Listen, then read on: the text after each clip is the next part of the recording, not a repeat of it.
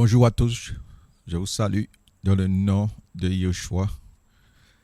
Merci Seigneur pour ta grâce, merci Seigneur pour ton amour, merci pour cette grâce que le Seigneur nous accorde une fois de plus. C'est en effet de ta grâce que son nom soit béni, que son nom soit glorifié. Donc nous sommes dans ce temps de partage autour de la parole du Seigneur. Et le Seigneur nous conduit en ce jour dans le livre de Ésaïe, chapitre 52,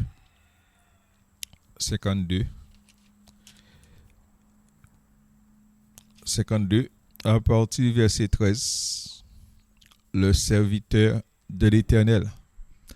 Voilà, le serviteur de l'Éternel, il est temps vraiment de regarder à notre maître, au serviteur de l'Éternel, comment il a marché sur cette terre, afin vraiment que nous soyons des exemples.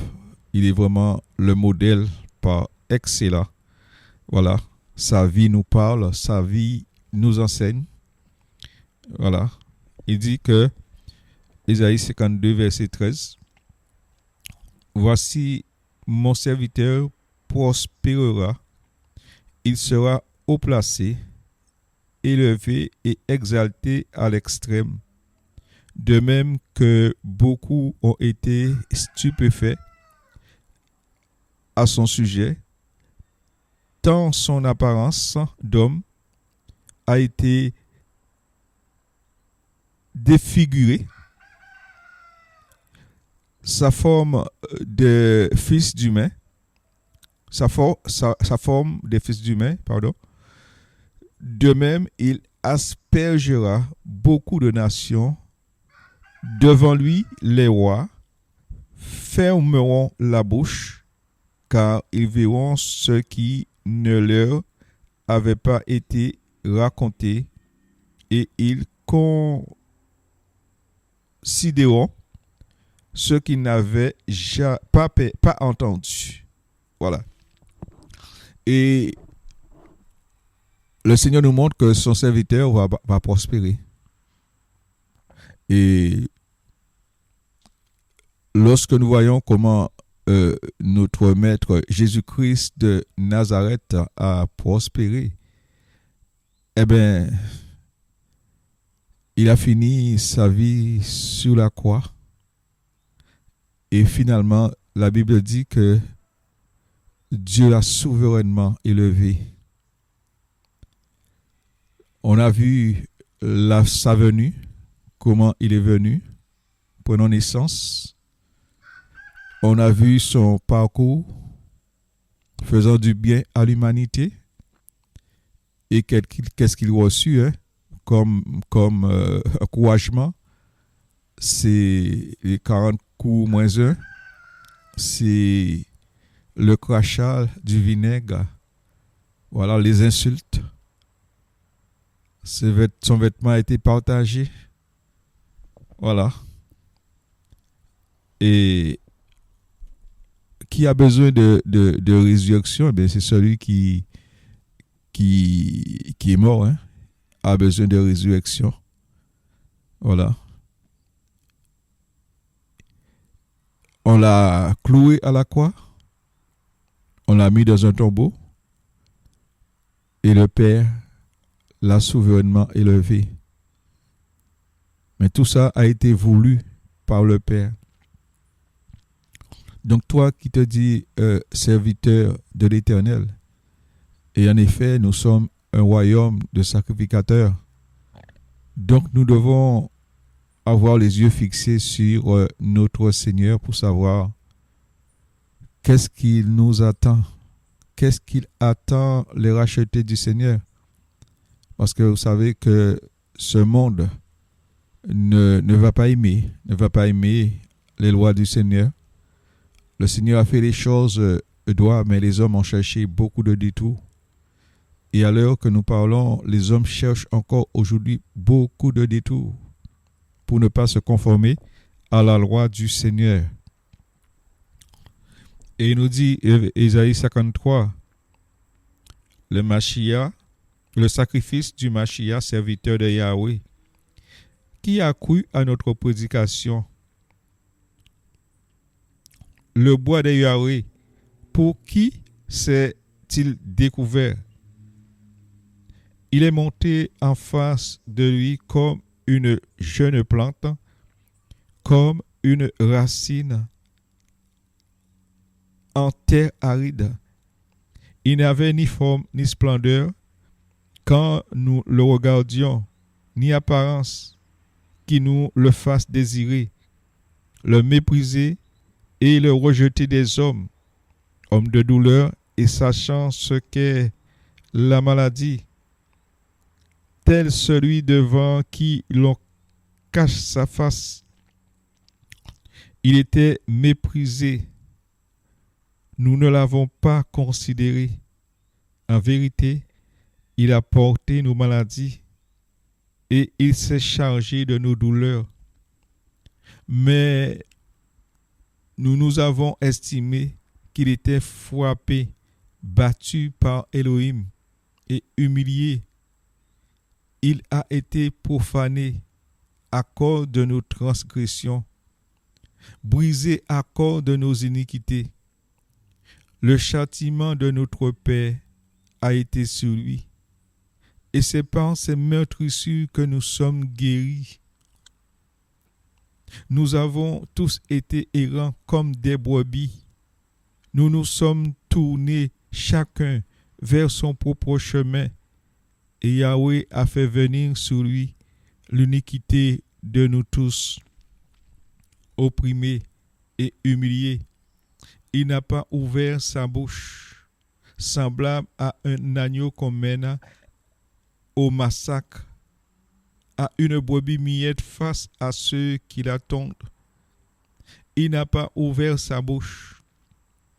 Élevé par la contrainte et le jugement, et parmi sa génération, qui est-ce qui en a parlé? Car il a été retranché de la terre des vivants, et la plaie lui a été faite à cause des transgressions de mon peuple. On lui a donné son sépulcre avec les méchants, et dans sa mort, il a été avec le riche, bien qu'il n'ait pas commis de violence, et qu'il n'y ait pas eu de tromperie dans sa bouche. Yahweh a pris plaisir à l'écraser. Il l'a rendu malade. S'il donne son âme en sacrifice de culpabilité, il verra une postérité prolonger ses jours, et le désir de Yahweh prospérera entre ses mains. Du labeur de son âme, il verra et se rassasiera. Mon serviteur, le juste, justifiera beaucoup de gens par la connaissance qu'ils auront de lui. Et lui-même portera leurs iniquités. C'est pourquoi je lui donnerai une part avec les grands. Il partagera le butin avec les puissants, parce qu'il a livré son âme à la mort et qu'il a été mis au rang des transgresseurs, parce qu'il a porté lui-même les péchés de beaucoup et qu'il a intercédé pour leur transgression. Amen. Voilà la marche de notre Seigneur et Sauveur, Jésus-Christ, Yeshua. Voilà sa marche. Et il est venu pour sauver l'humanité. Mais à quel prix? Ça lui a coûté sa vie. Moi et toi, ça lui a coûté sa vie. Et aujourd'hui, il fait de nous un royaume de sacrificateurs. Parce qu'il dit que, parce qu'il a porté lui-même les péchés de beaucoup et qu'il a intercédé pour les transgresseurs. Le châtiment qui nous donne la paix aujourd'hui est tombé sur Jésus-Christ de Nazareth. Et c'est à travers toutes ces meurtrissures que nous avons trouvé la guérison. C'est-à-dire, Dieu nous a ouvert la porte de son ciel, du ciel. Voilà. Et bientôt finira toutes les souffrances. À travers sa mort et sa résurrection, eh bien, il a justifié beaucoup. Parce que il est venu avec son propre sang. Et il nous dit, le verset 10, Yahweh a pris plaisir de l'écraser. Voyez?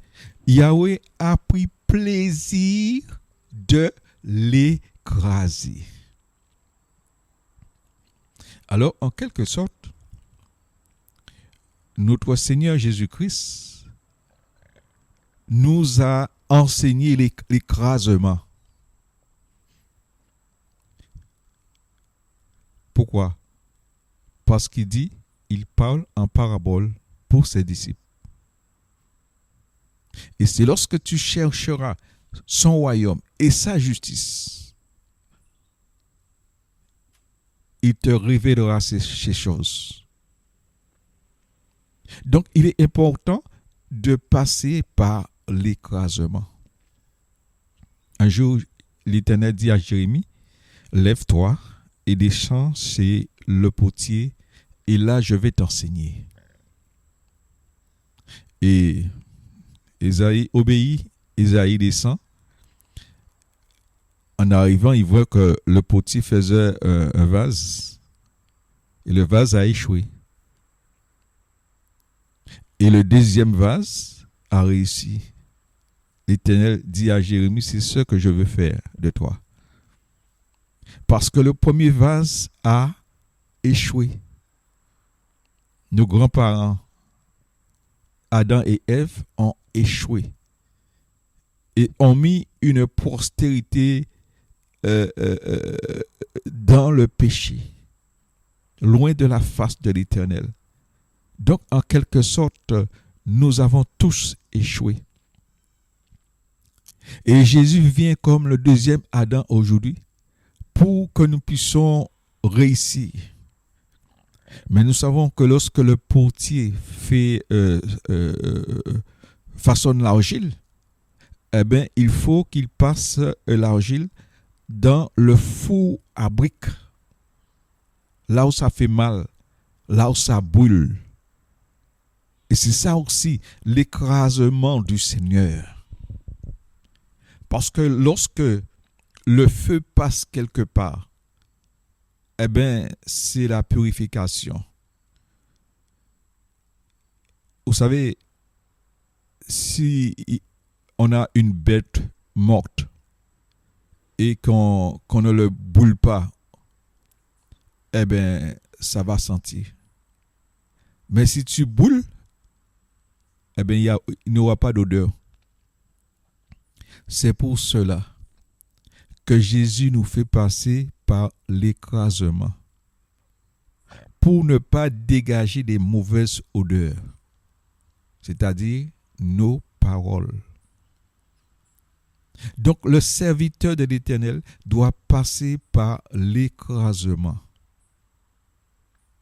Parce qu'un serviteur qui sert le Seigneur, qui ne passe pas par l'écrasement, eh bien, va dégager des mauvaises odeurs, des mauvais enseignements. Vous voyez même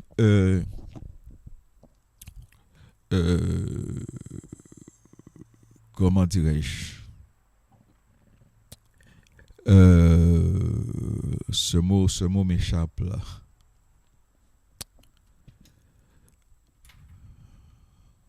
Donc on verra tout à l'heure. Que Dieu soit béni. L'écrasement, mes amis. Que Dieu soit béni. Donc ça appuie à Yahweh de briser son propre fils par la souffrance. Et à travers cet écrasement, eh bien, qu'est-ce qu'il dit à la croix? Père, pardonne-leur, car ils ne savent ce qu'ils font.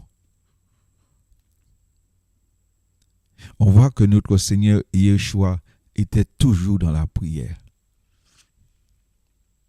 Donc, quand tu passes par l'écrasement, eh bien, tu es toujours dans la prière.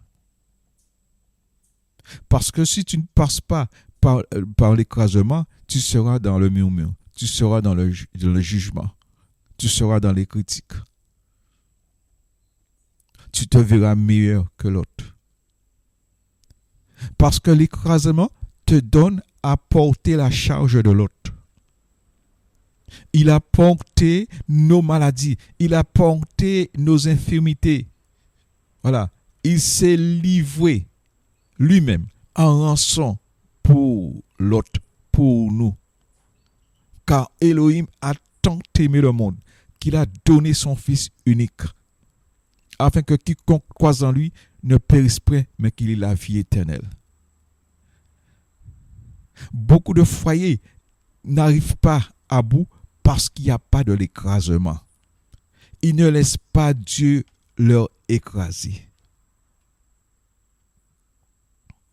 Voilà. Alléluia. On va prendre le livre de Luc. Donc nous savons que Yeshua est resté toute une nuit sur la montagne pour choisir les disciples, pour prier Dieu en faveur des disciples. Il nous dit dans le livre de Luc chapitre 6, verset 17, enseignement de Yeshua sur la montagne. Et descendant avec eux, les disciples, il s'arrêta sur une plaine avec la foule de ses disciples et une grande multitude du peuple de toute la Judée et de Jérusalem et de la contrée maritime, de Tyr, de Sidon, qui venaient pour l'entendre et pour être guéris de leur maladie. Et ceux qui étaient tourmentés par des esprits impurs furent aussi guéris. Et toute la foule cherchait à le toucher parce qu'une force sortait de lui et guérissait tout le monde. Amen. Donc nous savons que Yeshua était toujours sur la montagne, qui représente aujourd'hui la présence du Seigneur. Donc nous ne devons pas perdre la présence du Seigneur. Rassure-toi que le Seigneur est avec toi. Voilà. Donc il descendit de la montagne avec ses disciples et une grande foule, multitude de peuple de la Judée, de Jérusalem, de contrées maritimes, Tyr, Sidon, venaient pour l'entendre et pour être guéris.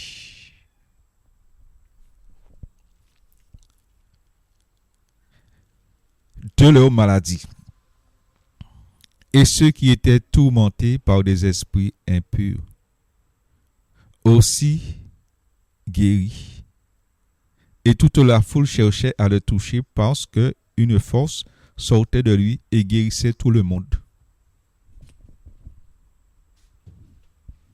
Vous voyez? La foule.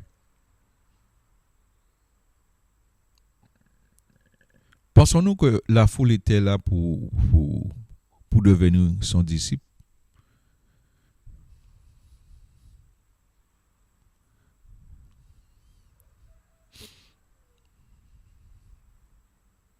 Qu'on voit comment les religieux même ont sacrifié le Seigneur. Comment on l'a chassé dans les synagogues. On voit que cette foule avait un intérêt. Donc, en quelque sorte, la foule n'aime pas Dieu. Et le Seigneur ne voulait pas que ses disciples puissent être dans, comment dirais-je, dans l'exaltation lorsqu'ils voient toutes ces choses. Voir des démons sont chassés, les gens sont guéris. Les amis, la foule n'aime pas Dieu. Et qu'est-ce qui se passe, verset 20? Et lui, qui? Jésus, levant les yeux vers les disciples, dit, bénis vous, qui? Les disciples, vous qui êtes pauvres, car le royaume des cieux est à vous. Bénis êtes-vous, vous qui avez faim maintenant, car vous serez rassasiés. Bénis êtes-vous, vous qui pleurez maintenant, parce que vous rirez. Bénis êtes-vous quand les gens vous haïront et quand ils vous chasseront et vous outrageront et rejetteront votre nom comme infâme à cause du Fils d'humain. Réjouissez-vous en ce jour-là, tressaillez dans l'allégresse, car voici votre récompense sera grande dans le ciel. Vous voyez toutes ces choses que Jésus enseigne à ses disciples.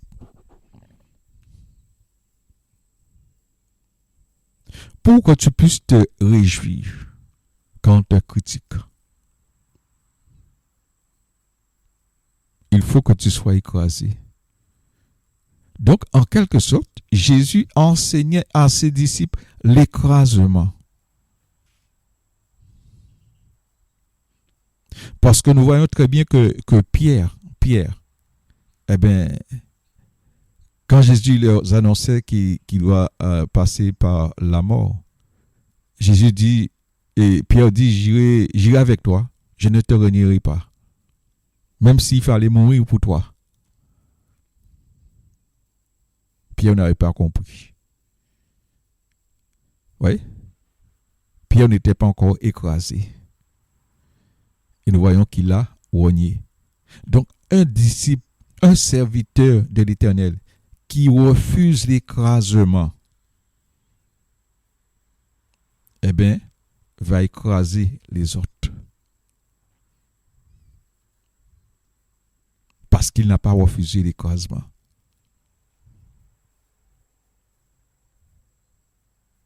Et c'est pour cela que le Seigneur dit, l'amour du plus grand homme se refroidira. Pourquoi? À cause de la violation de la Torah. Quelqu'un qui n'est pas affermi, eh bien, tord de sens la parole du Seigneur. Comment voulez-vous que son amour augmente de jour en jour? Parce qu'il refuse l'écrasement. Même l'épître de Jacques nous dit, réjouissez-vous quand vous êtes éprouvés. Réjouissez-vous. Regardez comme un sujet de joie complète les différentes épreuves auxquelles vous êtes exposés. Alléluia. Verset 24 nous dit, malheur à vous, riches, parce que vous avez votre consolation. Malheur à vous qui êtes rassasiés, parce que vous aurez faim. Et en quelque sorte, on voit que ces riches, eh bien, ce ne sont pas... C'est souvent la foule, hein. Et ils ne sont pas dans le manque. Ils sont riches. Ils n'ont pas faim. Parce qu'ils ont le repas physique. Mais un jour, ils auront faim du repas spirituel. Ce sera trop tard. La vie éternelle ne dépend pas des biens qu'un homme possède. Malheur à vous quand tous les gens diront du bien de vous, car leur père en faisant de même aux faux prophètes. Il y a ses disciples, verset 27. Mais à vous qui entendez, je vous dis, aimez vos ennemis, faites du bien à ceux qui vous haïssent, bénissez ceux qui vous maudissent, priez pour ceux qui vous accusent faussement. Amen. Verset 29. À celui qui te frappe sur une joue, présente aussi l'autre. Et à celui qui prend ton manteau, ne refuse pas aussi ta tunique, mais donne à quiconque te demande. Et ne te réclame pas ton bien à celui qui s'en empare. Et ce que vous voulez que les gens fassent pour vous, faites de même pour eux. Et si vous aimez ceux qui vous aiment, quelle grâce méritez-vous? Car les pécheurs aussi aiment ceux qui les aiment. Et si vous faites du bien à ceux qui vous font du bien, quelle grâce méritez-vous? Car les pécheurs aussi font de même. Et si vous prêtez à ceux de qui vous espérez recevoir, quelle grâce méritez-vous? Car les pécheurs aussi prêtent aux pécheurs afin de recevoir la pareille. Néanmoins, aimez vos ennemis et faites du bien et prêtez sans rien espérer. Et votre récompense sera grande et vous serez le fils du Très-Haut. Car il est bon envers les ingrats, les méchants. Soyez donc miséricordieux, comme aussi votre Père est miséricorde. Et ne jugez pas, et vous ne serez pas jugés. Ne condamnez pas, et vous ne serez jamais condamnés. Acquittez, et vous serez acquittés. Donnez, et il vous sera donné. On versera dans votre sein une bonne mesure, secouée, serrée, secouée, et qui déborde. Car on vous mesurera avec la mesure dont vous serez servis. Mais il leur dit aussi une parabole. Un aveugle ne peut conduire un aveugle. Ne tomberont-ils pas tous deux dans une force? Le disciple n'est pas plus au-dessus de son docteur, mais entièrement équipé. Il sera comme son docteur. Alléluia. Le disciple sera comme son docteur. Toi qui fais partie du royaume de sacrificateur de l'Éternel, tu dois être comme ton docteur. Tu dois être comme Jésus. On l'a emmené à la boucherie, comme une brebis à la boucherie. Il n'a point ouvert la bouche devant l'offense. À cause de la violation de la Torah, l'amour du plus grand homme se refroidira. Voilà. La vie de notre Seigneur Jésus-Christ est un enseignement pour les disciples, pour nous aujourd'hui. Voilà.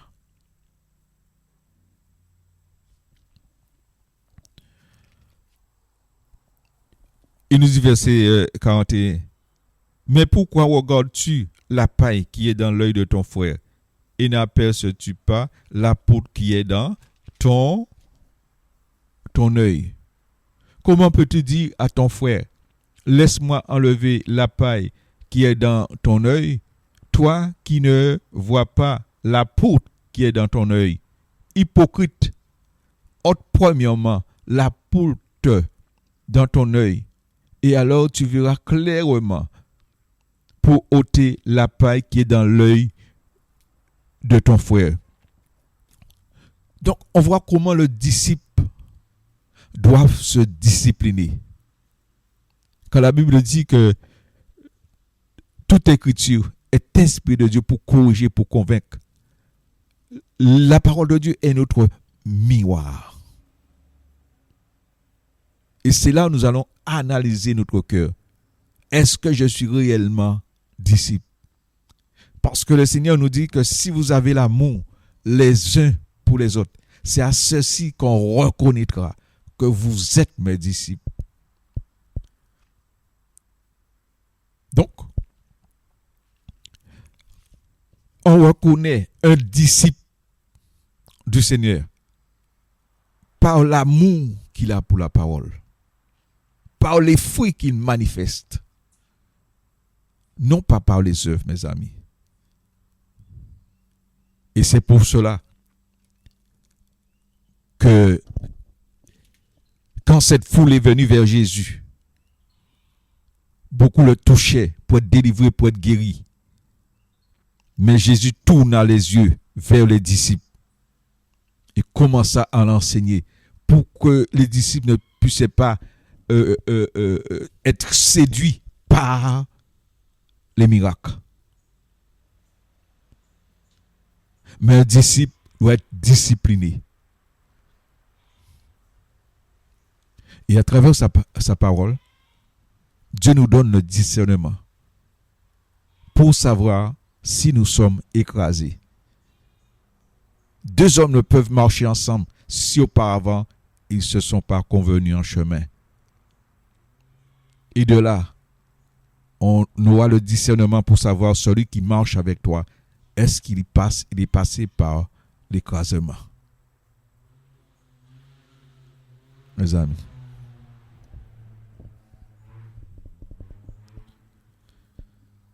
Seigneur, la Bible nous enseigne que tout ce que Jésus faisait, il était ému de compassion. Tout ce que Dieu te met à cœur, regarde si tu as la compassion pour le Seigneur. Si tu as compassion pour le Seigneur, tu auras compassion pour ton prochain. C'est ça la religion. Quand tu fais les choses sans la compassion, sans l'amour, quand tu n'es pas miséricorde, quand tu ne fais pas miséricorde à ton prochain, parce que Jésus dit soyez miséricorde. Parce que Jésus n'est pas venu pour condamner le monde, mais pour le sauver. C'est un message de délivrance, c'est un message de résurrection. C'est pourquoi il est bon de veiller sur notre cœur. Ne laisse pas ton cœur te séduire. La séduction vient du cœur. Un jeune homme va vers une jeune fille pour séduire.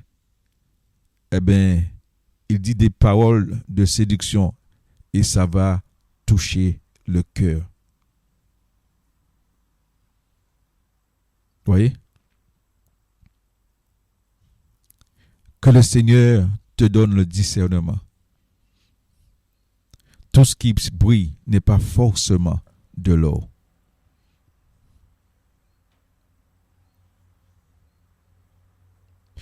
Puisque la violation de la Torah, l'amour du plus grand homme se refroidira. Et c'est pour cela que Jésus dit qu'il y aura beaucoup d'appelés.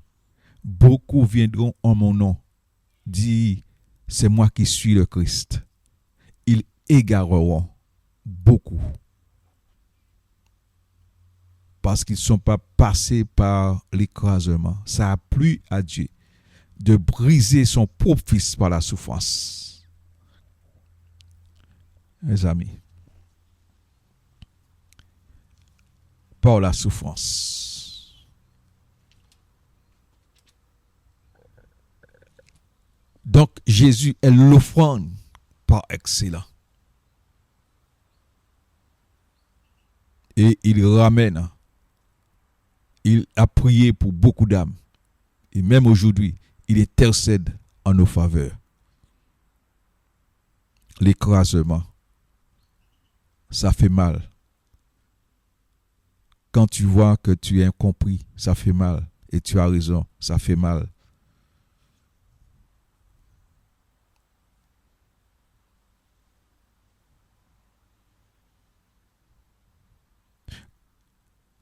Yeshua est là pour nous rappeler ces choses. Nous devons faire attention de la manière que nous bâtissons sur le fondement. Beaucoup viendront en mon nom, dit Seigneur, ouvre-nous. Ils frapperont à la porte.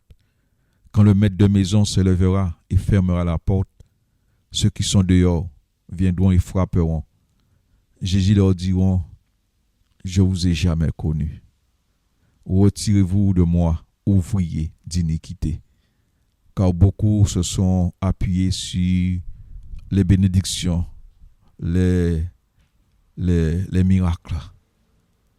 Mais ne pas chercher l'auteur, celui qui fait le miracle chaque jour dans nos vies, qui transforme nos cœurs et qui nous demande de marcher en vêtements blancs. Là où il y a un royaume, il y a des règles, il y a des lois. Et c'est comme ça beaucoup ont déplacé les bornes anciennes.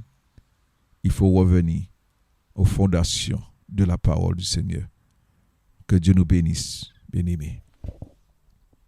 Seigneur, nous te rendons grâce et nous te bénissons pour ces quelques mots d'exhortation que tu nous donnes, que tu nous as donnés. Merci. Merci pour ton serviteur Paulos qui dit, comme un sage architecte, j'ai posé le bon fondement. Et quelqu'un fasse attention de la manière dont il bâtit dessus. Justement, le Seigneur nous montre comment Paulos, un homme qui était actif dans la religion, s'appuie à Yeshua de l'écraser sur le chemin de Damas. Et lorsqu'il s'est relevé, il avait besoin de direction. Il avait besoin que quelqu'un d'autre le cède pour le conduire, comme Pierre. Jésus dit que quand tu étais jeune, tu te scindais toi-même. Mais quand tu seras vieux, quelqu'un d'autre te scindra et te conduira même là où tu ne voudras pas aller. Il nous parlait de quelle mort que Pierre allait glorifier le Seigneur. Donc nous devons passer par l'écrasement. Voilà. Voilà mes amis. Pour être souverainement levé après. Voilà. Sans écrasement, il n'y a pas d'élévation. C'est l'Éternel qui abaisse. C'est l'Éternel qui élève. Que son nom soit béni. Nation, tournons-nous vers le Seigneur pour être sauvés. Au nom de Yeshua. Que Dieu vous bénisse. Bonne persévérance et bon courage. Amen.